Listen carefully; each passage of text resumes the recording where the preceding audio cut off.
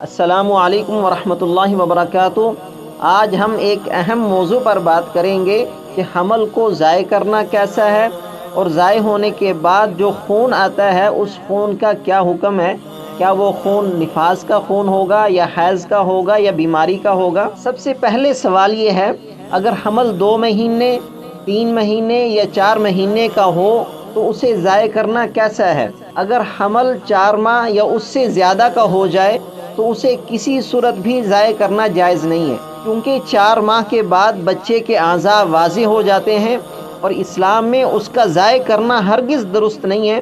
اور اگر حمل 4 ماہ سے کم ہے تو اسے ضائع کرنا کچھ خاص حالات میں جائز ہو سکتا ہے، یعنی صرف مخصوص حالات میں اجازت ہے۔ پہلی حالت یہ ہے، اگر ماں کی جان یا صحت کو حقیقی خطرہ ہو اور اس بات کی تصدیق ایک دیندار اور ماہر ڈاکٹر کر دے کہ حمل ماں کے لیے خطرناک ہے، تو ایسی صورت میں اس حمل کو ضائع کرنا جائز ہے۔ دوسری صورت یہ ہے، اگر ماں کی صحت اتنی کمزور ہو کہ حمل کا برداشت کرنا مشکل ہو تو ماہر ڈاکٹر کی تصدیق کے بعد اسقاط حمل جائز ہو سکتا ہے، یعنی حمل کو ضائع کرنا جائز ہو سکتا ہے۔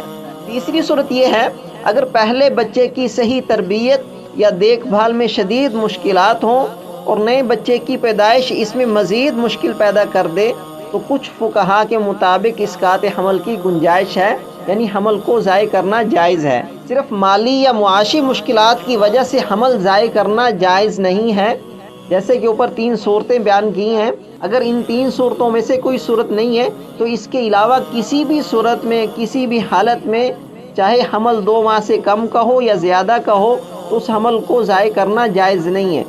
اب یہ سوال آتا ہے کہ اگر حمل ضائع ہو جائے تو اس کے بعد جو خون آتا ہے اس کا کیا حکم ہے؟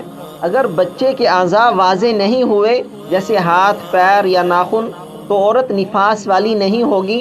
اگر حمل 4 ماہ یا اس سے زیادہ ہو اور بچے کے اعضاء واضح ہوں تو آنے والا خون نفاس شمار ہوگا، کیونکہ فقہا رحمہ اللہ فرماتے ہیں کہ اگر حمل 4 ماہ کا ہو جائے تو بچے کے اعضاء واضح ہو جاتے ہیں، اور اگر حمل 4 ماہ کا ہونے کے بعد ضائع ہو جائے تو اس کے بعد جو خون آئے گا وہ نفاس کا خون ہوگا، عورت کے اوپر نفاس والے احکام جاری ہوں گے۔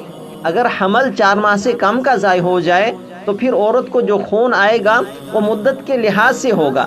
اگر خون کم از کم 3 دن آئے اور اس سے پہلے 15 دن کی پاکی گزری ہو تو یہ خون حیض شمار ہوگا۔ اگر 3 دن سے کم خون آئے یا 15 دن کی پاکی نہ گزری ہو تو یہ خون استحاضہ شمار ہوگا، یعنی بیماری کا خون شمار ہوگا، حیض کا خون شمار نہیں ہوگا۔